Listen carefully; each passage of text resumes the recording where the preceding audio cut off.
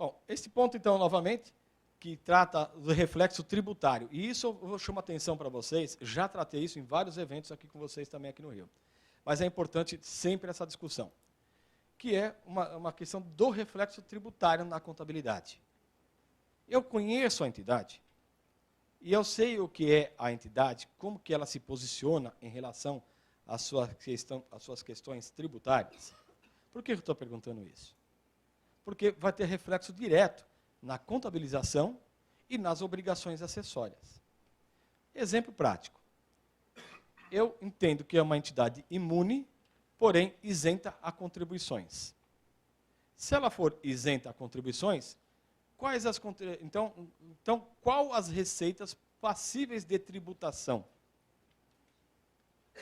E aí é o contador que vai determinar quais são as receitas passíveis de tributação. Ele tem que ter o conhecimento. Ele vai ter que saber, porque é uma questão, essa questão da isenção das contribuições, ela é ainda nebuloso no nosso setor. Há muitas discussões ainda. Tem processos de 99, 2000, que não foram solucionados para pacificar exatamente o que vem a ser as isenções, por exemplo, da cota patronal.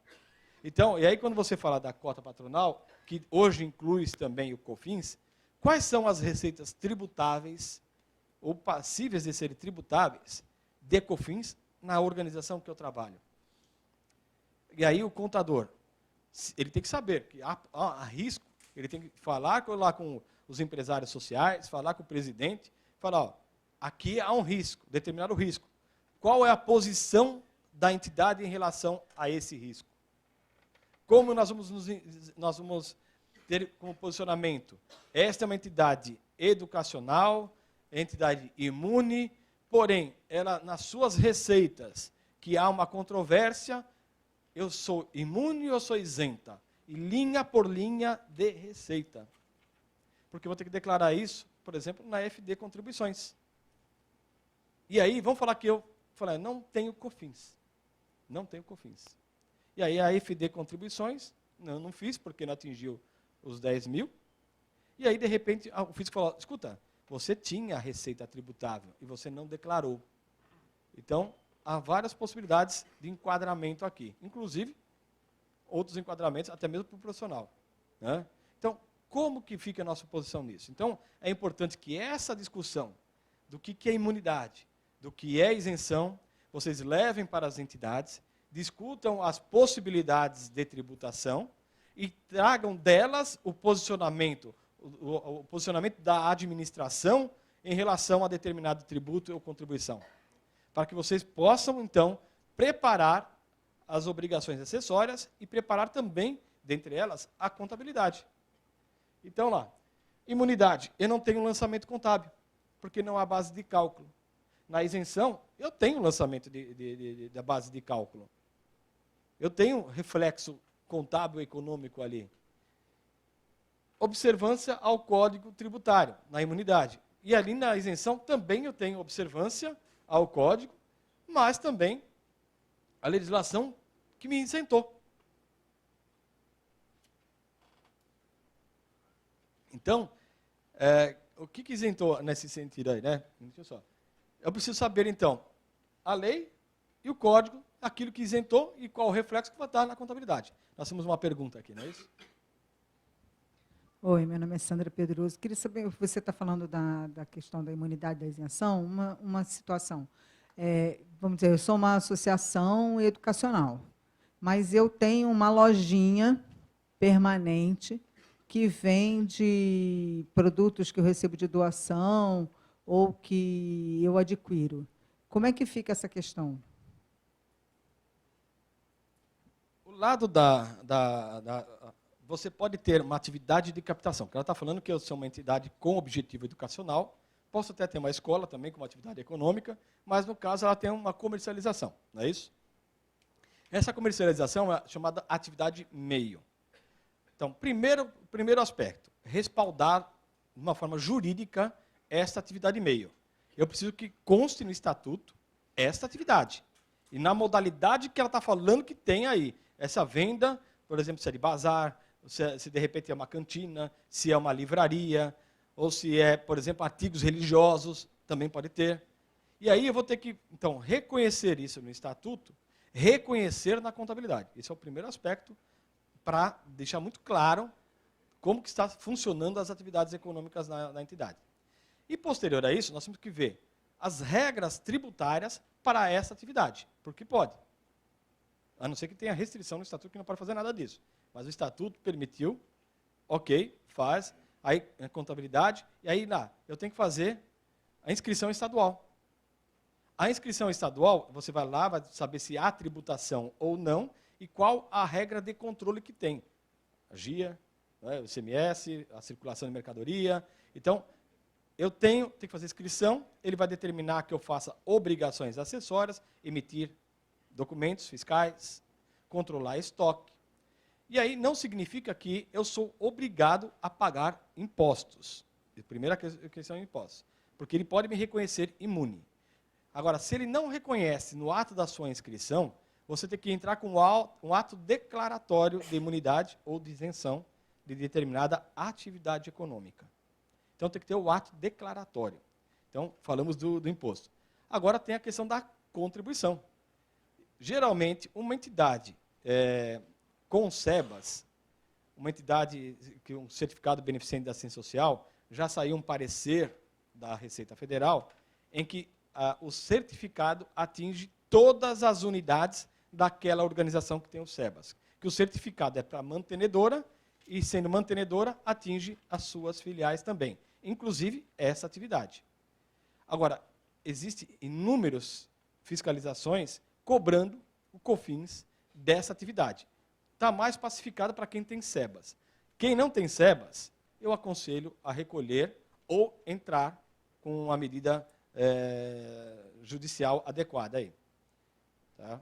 Então, tem que fazer, quem não tem o SEBAS, o Certificado de Entidade Beneficente, eu aconselho a fazer o pagamento ou fazer uma ação preventiva, não simplesmente deixar de pagar, por entender de imunidade, isso aí. Ou fazer até uma solução de consulta, que vai falar que não tem, e aí vai ter que entrar com uma ação. É o que geralmente tem acontecido. Então, a gestão da isenção também, a contrapartida que pede. Aí o questionamento que eu falei para vocês, e aí vem um problema sério, que por mais que eu tenha certificado, ela pergunta a receita, é receita própria? Por isso que eu falei de colocar no estatuto, de reconhecer aquela receita como uma receita própria da atividade da entidade. Isso é por isso que tem que estar estatutariamente. Aí tem um outro questionamento da receita. A entidade recebe contrapartida financeira. E aí, se for entrar nesse detalhe, até mesmo uma entidade educacional com o SEBAS, ela recebe daqueles alunos que pagam a contrapartida financeira. Então, já vi cobrança em cima disso. Já vi cobrança de SS em São Paulo, que a prefeitura, a entidade era imune, só que como ela cobra mensalidade, da parte de quem ela cobra mensalidade, cobrou ISS. Da parte que não paga a mensalidade dos bolsistas, ela não cobrou. Estou falando da prefeitura de São Paulo, aconteceu isso. Mas já aconteceu também a Receita Federal cobrar COFINS nesse mesmo raciocínio. Então, aqui existe uma certa... é bastante ainda desconfortável isso. Mas a questão da imunidade para esse tipo de entidade com o SEBAS é mais seguro uma discussão. A imunidade atinge a entidade como um todo ou ela é a atividade? Eu tenho empresas que são SEBAS e que a opção administrativa é tudo que é da atividade vinculada à finalidade, imune a tudo. Agora, eles optaram por pagar o ICMS, o COFINS. Aí é uma questão de gestão e aí depende muito do posicionamento da entidade em relação a esses tributos e encargos. Aí também tem a questão das entidades isentas, se elas estão no sistema cumulativo ou não cumulativo. E aí, você vai entrar na questão da isenta, qual sistema que nós estamos? Até porque vai refletir novamente na contabilização, até mesmo do custeio. A Lei 12.000, que é exatamente do SEBAS, aqui tem um artigo especialmente para nós, ó, que a entidade mantenha a escrituração contábil regular, registre as receitas e despesas, bem como aplicação em gratuidade de forma segregada. em consonância com as normas emanadas do Conselho Federal de Contabilidade. Lembra daquele artigo que falava das formalidades? Aqui ele, na verdade, se associa exatamente àquela situação. E olha outro item aqui.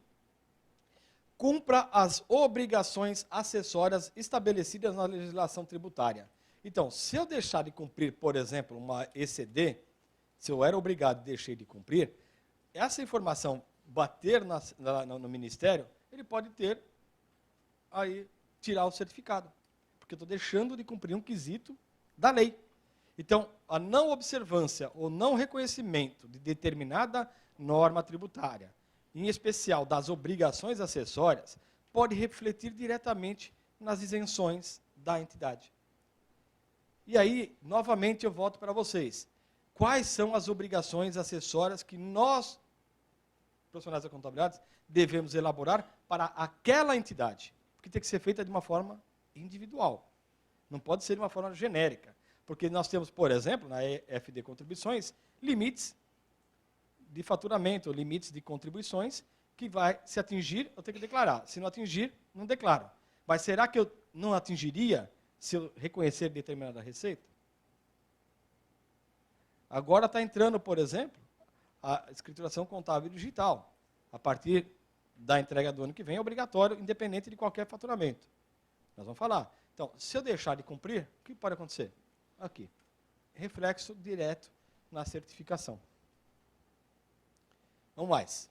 Na 13.019, que é o marco regulatório, que aí trata como marco regulatório, que é a lei das parcerias, fala muito de forma explícita.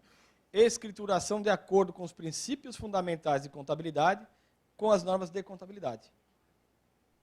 Então, você vê, são leis que estão do terceiro setor, uma de certificado, outra de parceria, outra do Código Tributário, que tratam diretamente de assuntos correlatos à nossa profissão, relacionados à nossa profissão.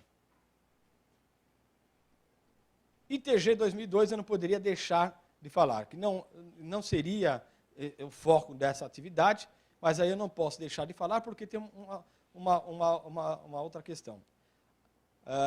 Eu estava conversando aqui com o Alexandre, que eu acho que eu vi outro nome aí no seu crachá. Ele fala que é Alexandre, mas ele usa Carlos Bom, eu estava falando com o Alexandre, e eu falei assim, um tempo atrás a gente começou a ficar preocupado, né, com tantas obrigações acessórias, e essas obrigações acessórias, da qualidade de informações, será que nós teríamos mercado de trabalho? Como que está agora? Posso falar para vocês? Estou feliz da vida com essas obrigações acessórias.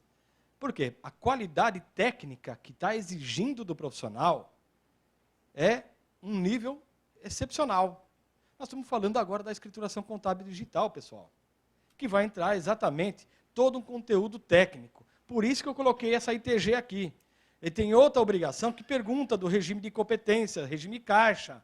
Então, nós temos que estar preparados, porque nós não podemos nem declarar que é regime caixa, porque senão eu vou desclassificar a minha contabilidade, perco o certificado e sou cobrado de isenções e imunidades. Então, eu vou ser sincero para vocês, eu fico feliz exatamente com as obrigações acessórias, com a qualidade técnica que essas obrigações acessórias, inclusive, modificaram a minha visão em relação à própria contabilidade, que tive que aprimorar controles, metodologias, e aprimorar a técnica, reconhecer o que também o órgão de fiscalização quer.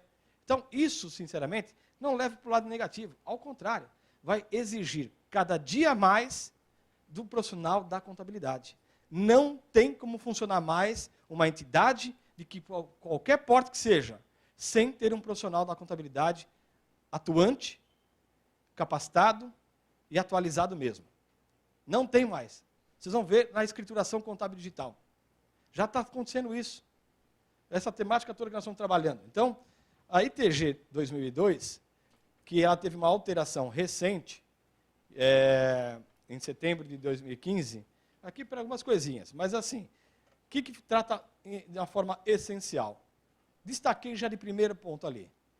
E aí eu vou falar para vocês, é muito preocupante, porque ainda a gente encontra declarações em nota explicativa que a entidade ela faz o regime misto, aonde ela é caixa para a receita e competência para a despesa. Isso na fiscalização do CRC, Alexandre.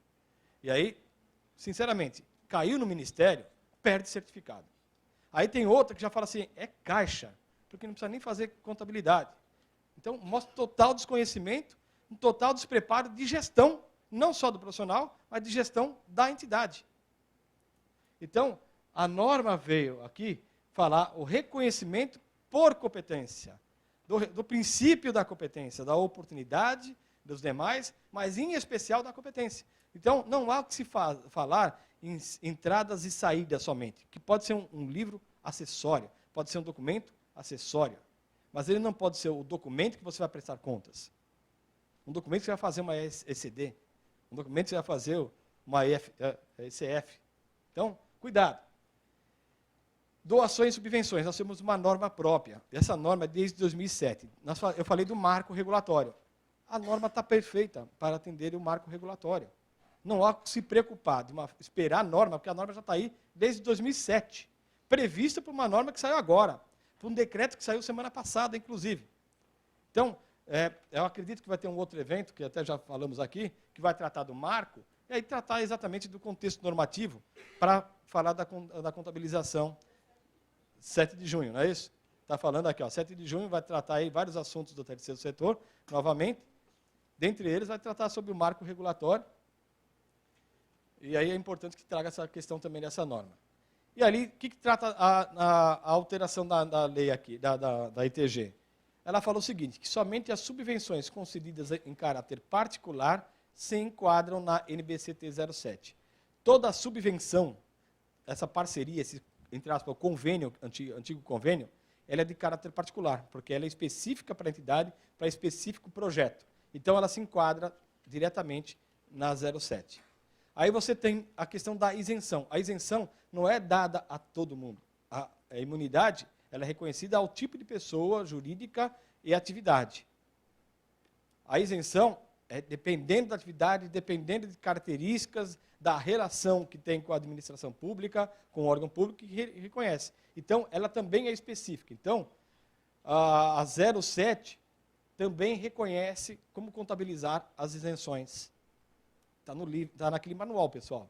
Mas tem ali também a 07 para vocês. Imunidades tributárias não se enquadram no conceito de subvenções. E não é mesmo. A imunidade é uma questão constitucional, não atinge, não é uma cessão, uma cedência que o Estado está dando para a entidade. Bom, passei essa aqui. Aqui, ponto principal. Segregação por tipo de atividade ou projeto.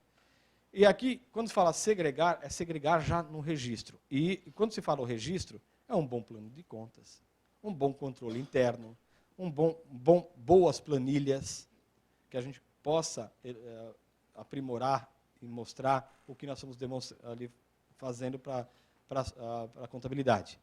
Então, segregar por atividade. Eu tenho atividade educacional e atividade comercial. Eu tenho que ter 2 grupos de contas tratando de resultados separados.